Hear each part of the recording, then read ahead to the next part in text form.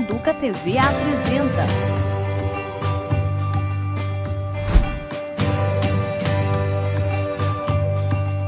Meio Ambiente em Pauta Campinas.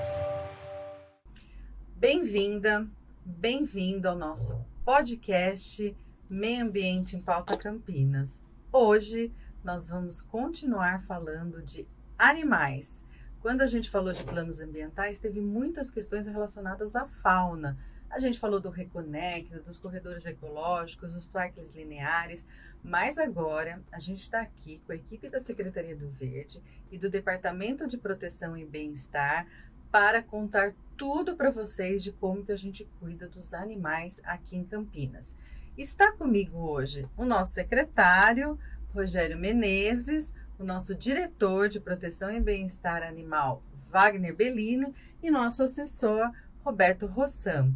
E, gente, há quase uma década, a gente tomou um rumo diferente em Campinas para cuidar dos animais. Para vocês terem uma ideia, teve uma série de políticas públicas e mão na massa também, ações materiais, que fizeram toda a diferença. Hoje a gente vai conhecer a microchipagem de cães e gatos, a gente vai conhecer o cadastramento dos animais, o castramóvel que percorre os bairros de Campinas.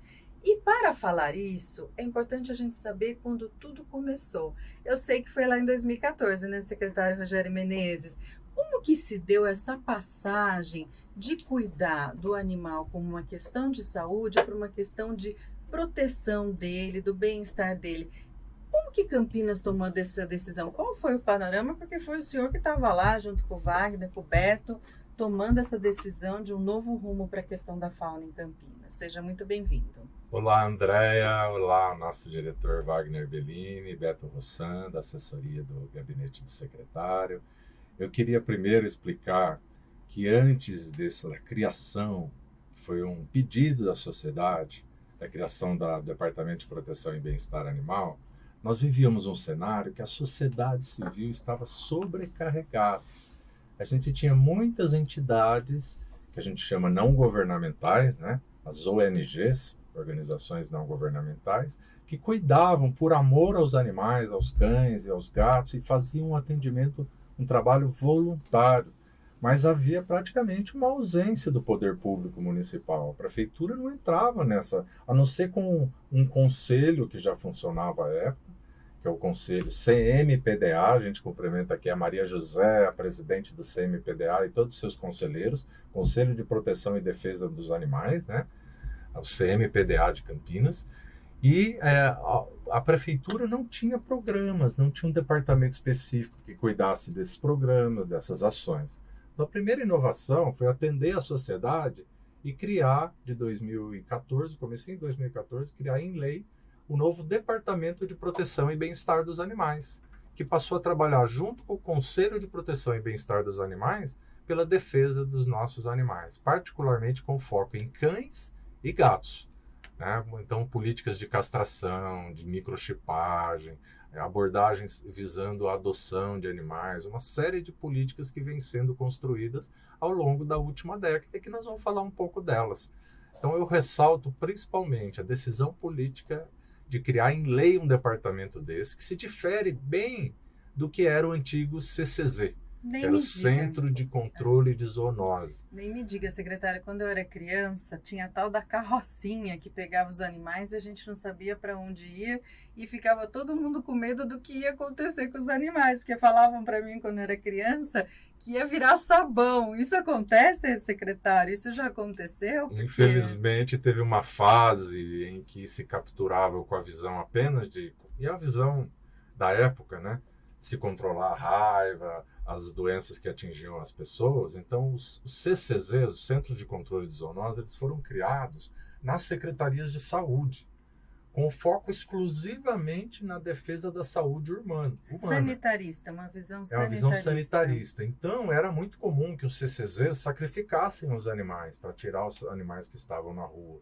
Não havia na sociedade uma consciência de que o animal ele tem que ter um responsável. Ele tem que, na verdade, ele não pode ser tratado de qualquer forma, ele é um ser vivo, né? E ele hoje, na verdade, todos sabem a realidade das famílias hoje, né? A gente pode incluí-los como familiares. Com certeza. Os animais, muitas vezes, né, já aconteceu em casa, Sim. acontece nas casas de todos vocês, dormem, às vezes, na cama do casal. Ou dormem no sofá da sala. Então, foi esse o contexto que a moderna visão de proteção e bem-estar animal continua existindo um setor dentro da Secretaria da Saúde que cuida da questão das zoonoses. Sim. É a unidade de vigilância de zoonoses. Mas aí é ligado para tomar as medidas de proteção aos humanos, quando o nosso departamento toma todas as medidas de proteção aos animais. É basicamente isso, né, no começo? Exatamente, secretário. Muito bem colocado.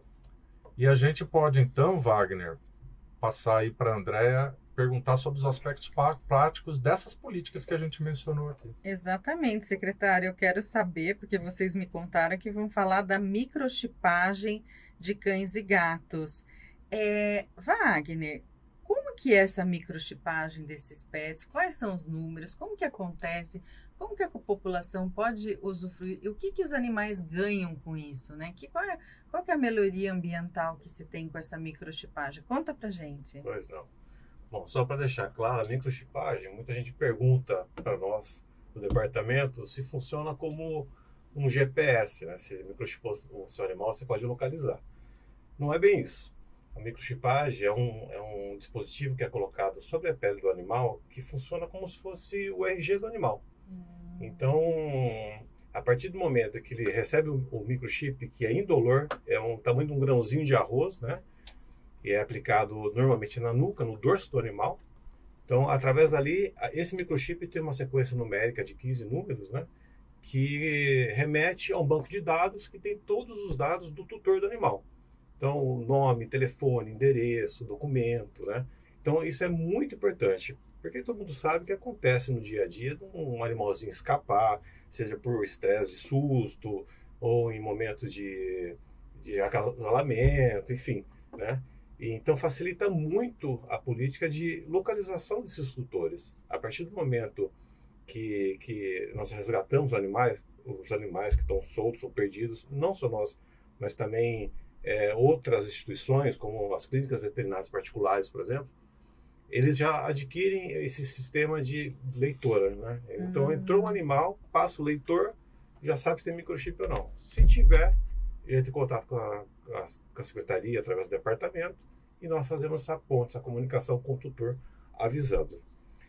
Hoje, Campinas já está com um número chegando a 80 mil animais microchipados. É um número relevante. Muito. E ganhou musculatura agora com os consultórios móveis, né? Porque todo animal que passa por um serviço da prefeitura ligado ao departamento, que todos são serviços são gratuitos, né? A partir do momento que passa por esse serviço, por lei, ele é identificado, né? E além desse bem-estar do animal, de você promover essa oportunidade de ele retornar para casa, caso ele fuja, né, escape, esperamos que isso não aconteça, né? Mas tem um outro ponto também. Nós ouvimos falar muito, e é bom frisar, que acontece alguns casos de abandono ou maus tratos.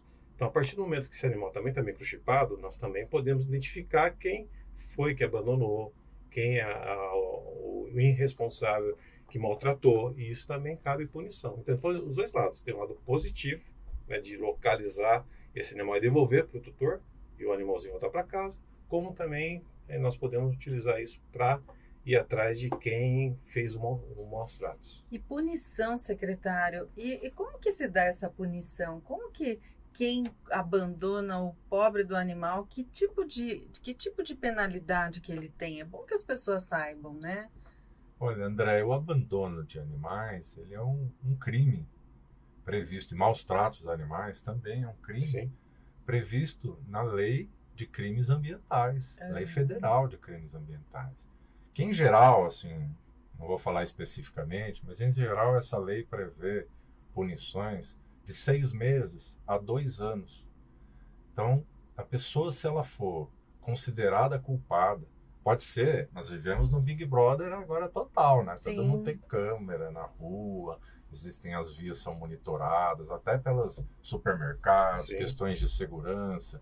Uma informação dessa registrando a pessoa, saindo de um carro, jogando um animal, por exemplo, no começo de uma estrada vicinal, é o suficiente para a gente depois identificar aquele animal e ir atrás de quem era o tutor.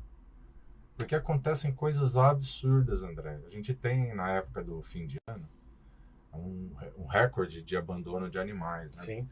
E por quê?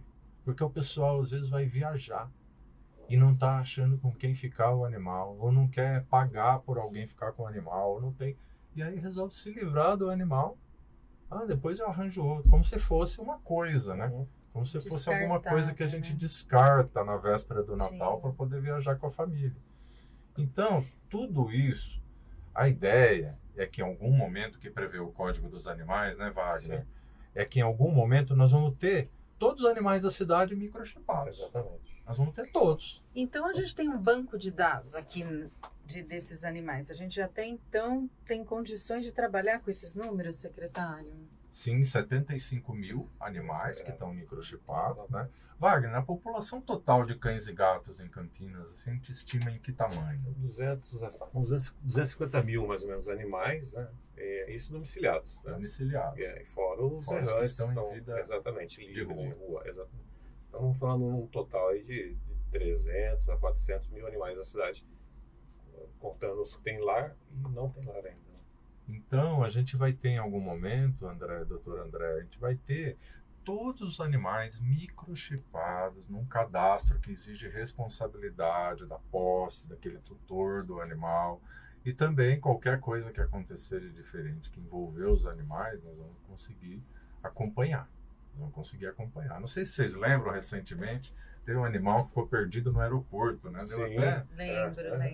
Isso deu até matéria, que o animal ficou perdido no aeroporto. E depois acabaram vindo aqui em Campinas fazer outra matéria, porque tinha um animal do mesmo nome. Exatamente. Que era aqui em Campinas, que também foi encontrado pelo microchip. Então a gente ajuda quem cuida e pune quem também não cuida dos animais. É isso mesmo, gente. E olha, e tem um outro trabalho. Eu estou lá na secretaria, muita gente me pergunta, em qualquer lugar que eu vá, no supermercado, você trabalha na Secretaria do Verde, como é que eu faço para castrar o meu animal? Uhum. E eu já sei que o trabalho é itinerante, é belíssimo, né? Através dos trailers, né? Dos ônibus, enfim, dos ônibus adaptados. A gente vê os animaizinhos entrando, os animaizinhos saindo, e os donos contentes com essa história. Mas me conta... Wagner, como que é esse castramóvel bairro a bairro, e hoje quantos animais você já conseguiu favorecer com esse serviço? Claro.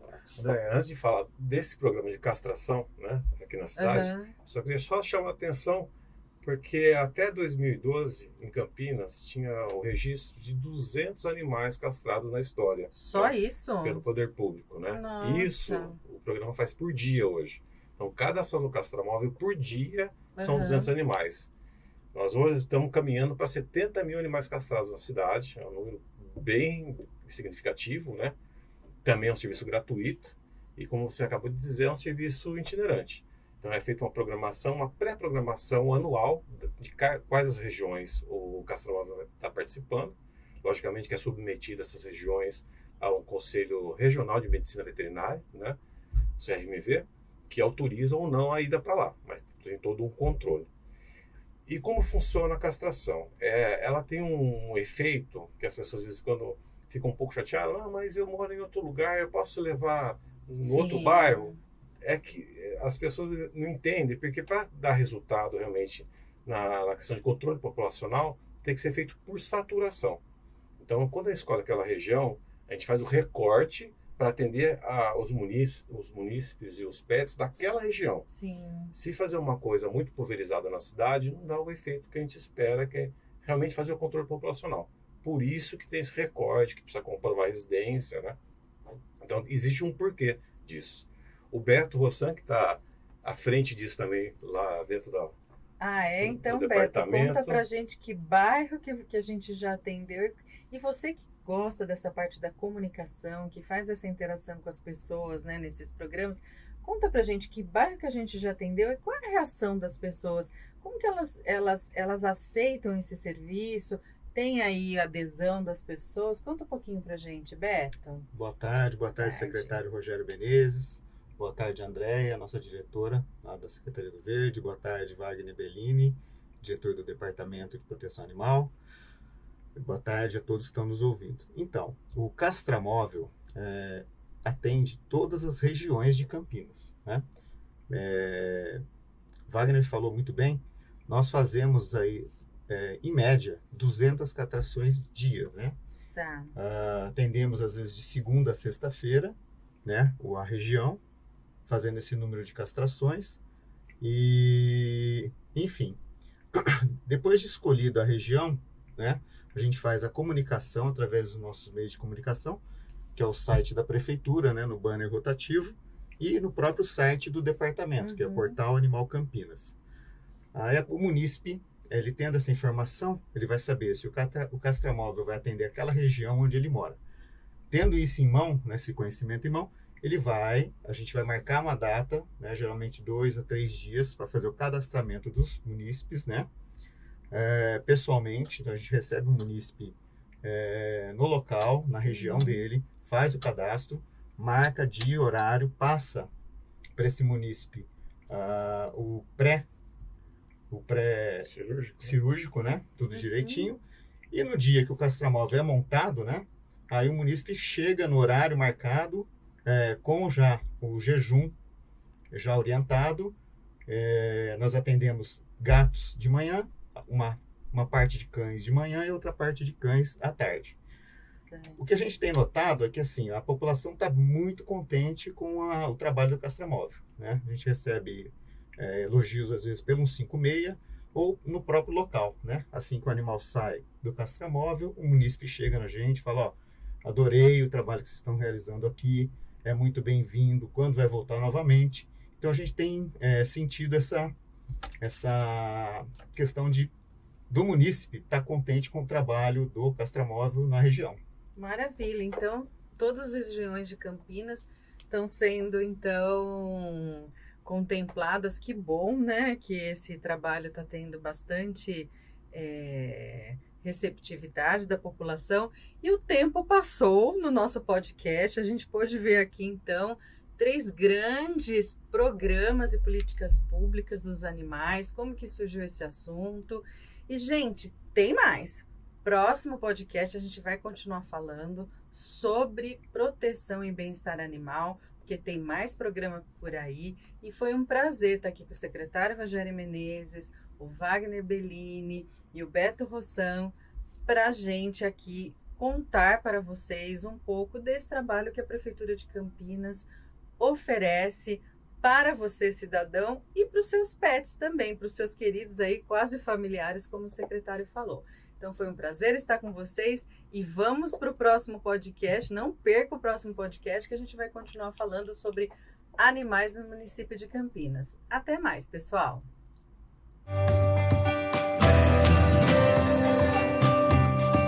Educa TV apresentou